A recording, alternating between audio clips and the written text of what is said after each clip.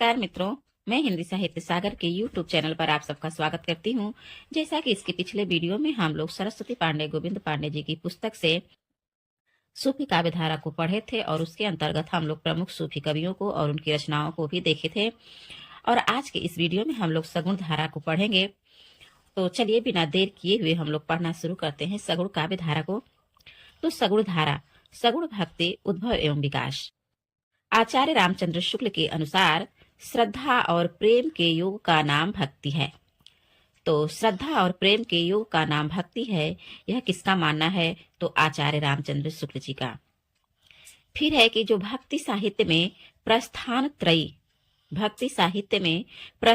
त्रयी उपनिषद, गीता तथा ब्रह्म सूत्र को कहा जाता है। त्रयी मतलब तीन, प्रस्थान त्रयी। तो एक हुआ उपनिषद, दूसरा गीता और तीसरा है ब्रह्म सूत्र। इन तीनों को जो है प्रस्थान त्रयी कहा गया है भक्ति साहित्य में। नारद भक्ति सूत्र में भक्ति के 11 भेद माने गए हैं। नारद भक्ति सूत्र में भक्ति के कितने भेद माने गए हैं? तो 11 भेद माने गए हैं, जो निम्न है। पहला है गुण महात्म्य शक्ति, दूसरा है रूपा शक्ति, तीसरा है पूजा शक्ति और चौथा है स्मरण शक्ति, पांचवा है दास्या शक्ति, छठा है संख्या शक्ति, सातवां है कांता शक्ति और आठवां है वात्सल्या शक्ति, नौवां है आत्म निवेदना शक्ति और 10 है तन्मयता शक्ति। फिर अंतिम और 11 है परम विरहा शक्ति। तो ये जो है नारद भक्ति सूत्र के अनुसार भक्ति के 11 भेद हैं। आगे है कि भागवत पुराण में नवधा भक्ति का उल्लेख है, जो निम्नलिखित है। नवधा भक्ति का उल्लेख किसमें है? तो भागवत पुराण में है। और वे नवधा भक्ति में 9 कौन कौन से हैं भक्ति? तो पहला है श्रवण, दूसरा है कीर्तन, तीसरा है स्मरण, चौथा है पाद सेवन और पांचवा है अर्चन, छठवां है वंदन, सातवां है दास्य, आठवां है सख्य और नौवां है आत्म निवेदन। तो यहाँ से भी कई परीक्षाओं में प्रश्न देखने को मिला है नवधा भक्ति से, तो इसको अच्छे से याद कर लीजिएगा। आगे है वैष्णव धर्म में सर्वप्रथम भागवत धर्म आता है। वैष्णव धर्म में सर्वप्रथम कौन सा ग्रंथ आता है? तो भागवत धर्म आता है। भागवत धर्म के बाद क्रमशः सात्वत, पंचरात्र तथा नारायणी धर्म का उदय होता है। भागवत धर्म के बाद क्रमशः किस किस धर्म का उदय होता है? तो सात्वत धर्म, पंचरात्र तथा नारायणी धर्म। सात्वत धर्म के प्रवर्तक वासुदेव माने जाते हैं। तो सात्वत धर्म के प्रवर्तक कौन हैं? तो वासुदेव। पांच रात्र में रात्र शब्द का अर्थ ज्ञान है। पांच रात्र में जो रात्र शब्द है उसका अर्थ है ज्ञान।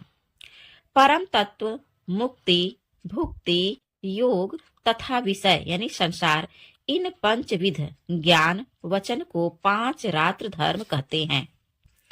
आगे वैष्णव भक्ति का उदय दक्षिण भारत में हुआ। वैष्णव भक्ति का उदय कहाँ हुआ? तो दक्षिण भारत में हुआ। दक्षिण भारत से ही सगुण भक्ति की उत्पत्ति स्वीकार की जाती है। वैष्णव भक्ति का आधार ग्रंथ भागवत महापुराण माना जाता है। वैष्णव भक्ति धर्म का आधार ग्रंथ कौन सा है? तो भागवत महापुराण है। वैष्णव भक्ति के आदि आचार्य रामानुजाचार्य जाते हैं। आदि आचार्य कौन है वैष्णव भक्ति के? तो रामानुजाचार्य हैं। वैष्णव भक्ति के संप्रदाय, आचार्य, दर्शन निम्नलिखित हैं। तो संप्रदाय है, उसके प्रवर्तक और उनका जन्म मृत्यु, फिर उनके गुरु कौन थे और उनकी दर्शन और उनका जन्म स्थान।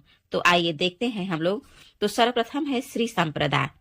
तो श्री संप्रदाय के हैं रामानुजाचार्य और इनका जन्म 1016 ईस्वी में होता है और मृत्यु जो है 1127 ईस्वी में। और इनके गुरु का नाम है यादव प्रकाश और इनका दर्शन है विशिष्टाद्वैतवाद। और इनका जन्म जो है कांचीपुर में हुआ था, दक्षिण भारत में।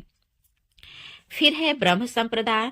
तो ब्रह्म संप्रदाय के हैं माध्वाचार्य और ये यहाँ से हर परीक्षा में एक प्रश्न जरूर मिलता है देखने को संप्रदाय से।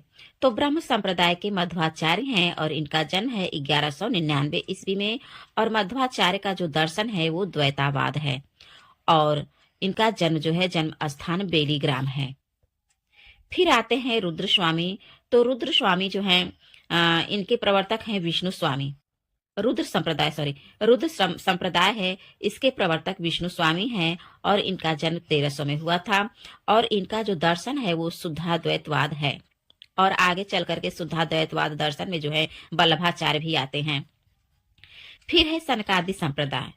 तो सनकादि संप्रदाय के प्रवर्तक हैं निम्बकाचार्य और इनका जन्म 1114 और मृत्यु होता है 1162 ईस्वी में और इनके गुरु का नाम है नारद मुनि और इनका जो दर्शन है वे द्वैतवाद दर्शन है और इनका जन्म स्थान निम्बापुर वेल्लरी जिला में है। फिर है रुद्र। तो रुद्र वही देखिए आगे जो मैं ऊपर बताई थी कि वल्लभाचार्य भी जुड़ते हैं शुद्धाद्वैतवाद दर्शन से। तो रुद्र संप्रदाय वल्लभाचार्य और ये 1478 ईस्वी में इनका जन्म है और 1530 ईस्वी में मृत्यु और इनके जो गुरु हैं वे विष्णु स्वामी हैं। वही विष्णु स्वामी जो रुद्र संप्रदाय के प्रवर्तक थे, फिर आगे चल करके वल्लभाचार्य भी हुए हैं और ये इनका दर्शन है शुद्धाद्वैतवाद और इनका जन्म स्थान है चंपारण रायपुर जिला में। आगे है रुद्र संप्रदाय के आदि प्रवर्तक विष्णु स्वामी हैं, किंतु कई विद्वान इसका प्रवर्तक वल्लभाचार्य को मानते हैं। दक्षिण संप्रदाय के वैष्णव भक्तों को अलवार कहते हैं। अलवारों ने कृष्ण और राम दोनों की आराधना की है। यहाँ से प्रश्न पूछता है कि अलवार किसकी आराधना करते थे, तो कृष्ण और राम दोनों की। अलवारों का संबंध दक्षिण भारत के केरल प्रांत से था। किस प्रांत से था अलवारों का संबंध, तो केरल प्रांत से था, दक्षिण भारत के केरल प्रांत से। इनकी संख्या 12 है। कई परीक्षाओं में तो यहीं से प्रश्न पूछ देता है कि अलवारों की संख्या कितनी है, तो इनकी संख्या 12 है जो अग्रांकित है। तो ये जो 12 अलवार थे इनका तमिल नाम एक तरफ दिया है और एक तरफ संस्कृत नाम दिया है। तो आइए हम लोग दोनों देखते हैं एक एक करके। पहले है मोयंगे आलवार। तो मोयंगे आलवार का संस्कृत नाम है सरोयोगिन। दूसरे हैं अलवार भूतंता अलवार और इनका संस्कृत नाम है भूत योगिन। तीसरा है पयालवार और इनका जो है संस्कृत नाम है महयोगिन या भ्रांति योगिन। चौथा है नम्न आलवार का संस्कृत नाम है भक्ति सार। पांचवा है नम्मा आलवार। देखिए नम्न आलवार अलग हैं और नम्मा आलवार अलग हैं। तो जो नम्मा आलवार हैं इनका संस्कृत नाम है सठकोपाचार्य। छठवां है मधुर कवि आलवार। इनका जो संस्कृत नाम है वह मधुर कवि है। सातवां है कुलशेख आलवार का संस्कृत नाम है कुलशेखर। आठवां है पेरो आलवार का संस्कृत नाम है विष्णु चरित। फिर है आंडाल आलवार, ये महिला हैं। तो आंडाल आलवार और इनका संस्कृत नाम है गोदा। 10वां है तोडर डिपोडो आलवार। इनका संस्कृत नाम है भक्ताघृणेणु, ये संस्कृत नाम है तोडर डिपोडो आलवार का। फिर 11 है तिरुप्पान आलवार का संस्कृत नाम है योगी वाहन। और 12 अंतिम आलवार हैं ये तिरुमंगय आलवार का संस्कृत नाम है परकाल। तो आलवार संतों में सर्वाधिक लोकप्रिय सठकोप थे। ये वही सठकोप थे जिनका तमिल नाम था नम्मालवार। इन्होंने निम्न पुस्तकों की रचना की है। इनकी पुस्तक देखते हैं कौन कौन से है। तो तिरुवायमोली है पहला पुस्तक, दूसरा है तिरुविरुतम है और तीसरा है तिरुवर्ग सरियम और चौथा है पेरिय तिरुवंदादी और 5वां है सहस्रगीति। ये सहस्रगीति जो है ये परीक्षाओं में पूछता भी है, तो इसको ध्यान में रखते हुए देखिएगा। एक बार फिर से देखते हैं सठकोप की रचनाओं को, इनकी पुस्तकों को। तो पहला है तिरुवायमोली, दूसरा है तिरुविरुतम, तीसरा है तिरुवर्ग सरियम और चौथा है पेरिय तिरुवंदादी और 5वां है सहस्रगीति।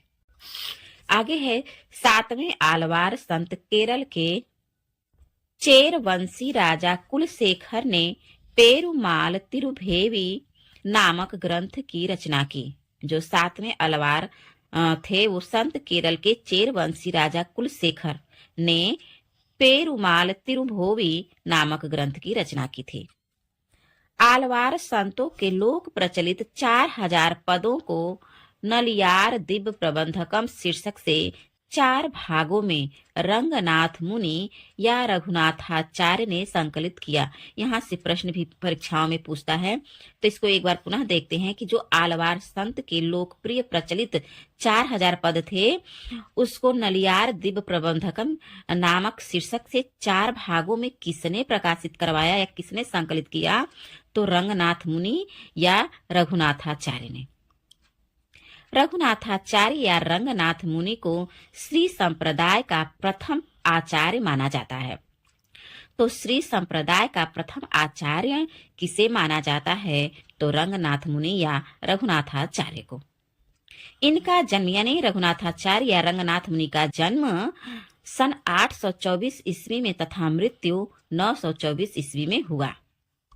रंगनाथ मुनि ने न्याय तत्व नामक एक दार्शनिक ग्रंथ संस्कृत में लिखा। रंगनाथ मुनि ने न्याय तत्व नामक एक दार्शनिक कैसा ग्रंथ? तो दार्शनिक ग्रंथ किस भाषा में लिखा? तो संस्कृत भाषा में लिखा। श्री संप्रदाय के प्रवर्तक रामानुजाचार्य के पूर्ववर्ती आचार्य काल क्रमानुसार निम्नलिखित हैं। श्री संप्रदाय के प्रवर्तक जो रामानुजाचार्य जी थे, उनके पूर्ववर्ती आचार्य को देखेंगे हम लोग। तो पहले है रंगनाथ मुनि, फिर है पुंडरीकाक्ष, इनके बाद है राम मिश्र और इनके बाद है यामानुजाचार्य, तब आते हैं रामानुजाचार्य।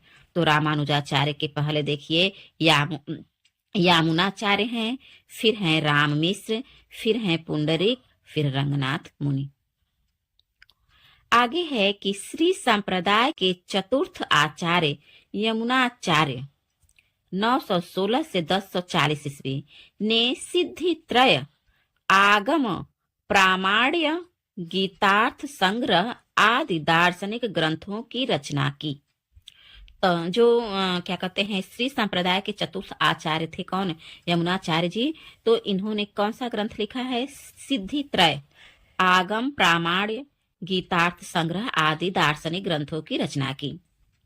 श्री संप्रदाय में राम को आराध्य माना जाता है। प्रश्न पूछता है कि श्री संप्रदाय में किसको आराध्य माना जाता है? तो राम को आराध्य माना जाता है तथा ब्रह्म, रुद्र एवं सनकादि में कृष्ण को आराध्य स्वीकार किया जाता है। तो जो ब्रह्म संप्रदाय है, रुद्र संप्रदाय है और सनकादि संप्रदाय है, इनमें जो है कृष्ण को आराध्य माना जाता है और श्री संप्रदाय में राम को। अहिंसावाद और प्रपत्तिवाद वैष्णव संप्रदाय का वैशिष्ट्य है। जो अहिंसावाद और प्रपत्तिवाद है, ये वैष्णव संप्रदाय का वैशिष्ट्य है। प्रपत्तिवाद को शरणागति भी कहा जाता है। प्रपत्तिवाद को शरणागति भी कहा जाता है। वैष्णव संप्रदाय में प्रपत्ति या शरणागति के 6 अंग माने गए हैं। कितने अंग माने गए हैं? तो 6 अंग माने गए हैं, जो निम्न हैं। तो पहला अंग है अनुकूल का संकल्प, और दूसरा है प्रतिकूल का त्याग, तीसरा है रक्षा का विश्वास, चौथा है गोत्रित्व वर्ण, पांचवा है आत्मनिक्षेप और छठवां कार्पण्यता है। तो ये 6 अंग माने गए हैं प्रपत्तिवाद के। वैष्णव संप्रदाय में जो प्रपत्तिवाद या शरणागति हैं, उसके ये 6 अंग हैं। एक बार फिर से देखते हैं। तो अनुकूल का संकल्प, ये पहला हो गया। फिर दूसरा है प्रतिकूल का त्याग, तीसरा है रक्षा का विश्वास, चौथा है गोत्रित्वर्ण और पांचवा है आत्मनिक्षेप तथा छठवां है कार्पण्यता। शंकराचार्य का जन्म 8वीं सदी के आसपास केरल में हुआ था। यहाँ से प्रश्न पूछता है कि शंकराचार्य का जन्म कहाँ हुआ था? तो केरल में हुआ था। कब हुआ था? तो 8वीं सदी के आसपास में हुआ था। शंकराचार्य ने अद्वैत वेदांत की स्थापना की तथा प्रस्थान त्रयी का भाष्य किया, मतलब प्रस्थान त्रयी का अनुवाद किया। किसने? तो शंकराचार्य ने। और शंकराचार्य किस वेदांत का स्थापना किए? तो अद्वैत वेदांत का। शंकराचार्य के गुरु का नाम गोविंद योगी था। शंकराचार्य ने स्मार्त संप्रदाय का प्रवर्तन किया जो पंचदेव उपासना पर आधारित है। तो देखिए इसी में कई प्रश्न छिपे हुए हैं। तो शंकराचार्य के गुरु कौन थे? तो गोविंद योगी थे। और शंकराचार्य ने किस संप्रदाय का प्रवर्तन किया? तो स्मार्त संप्रदाय का प्रवर्तन किया। और वह किस पर आधारित था? तो पंचदेव उपासना पर आधारित था। आगे है कि कुछ विद्वान शंकराचार्य को प्रच्छन्न बौद्ध भी कहते हैं। कुछ आचार्य जो हैं शंकराचार्य को प्रच्छन्न बौद्ध भी कहते हैं, क्योंकि इनके गुरु जो हैं गौड़पाद बौद्ध थे। तो यहाँ से भी प्रश्न पूछता है कि प्रच्छन्न बौद्ध किसे कहा जाता है? तो हमारा उत्तर होगा शंकराचार्य। दक्षिण के शैव भक्तों को नयनार कहा जाता है, जिनकी संख्या 63 बताई गई है। अभी हम लोग ऊपर पढ़े थे जो अलवार थे उसकी संख्या कितनी थी, उसको आप सभी कमेंट बॉक्स में बताइएगा कमेंट के माध्यम से कि अलवारों की संख्या कितनी थी। और यहाँ है नयनार, और नयनारों की संख्या कितनी है? तो 63। दक्षिण में अलवार संतों की भाषा क्या थी? तमिल भाषा थी। अलवार में प्रसिद्ध एकमात्र महिला आंदाल यानी गोधा को दक्षिण की मीरा कहा जाता है। आज के इस वीडियो में हम लोग यहीं तक पढ़ेंगे और इसके अगले वीडियो में हम लोग सगुण धारा राम भक्ति शाखा को पढ़ेंगे। तब तक के लिए आप लोग का बहुत बहुत आभार, धन्यवाद।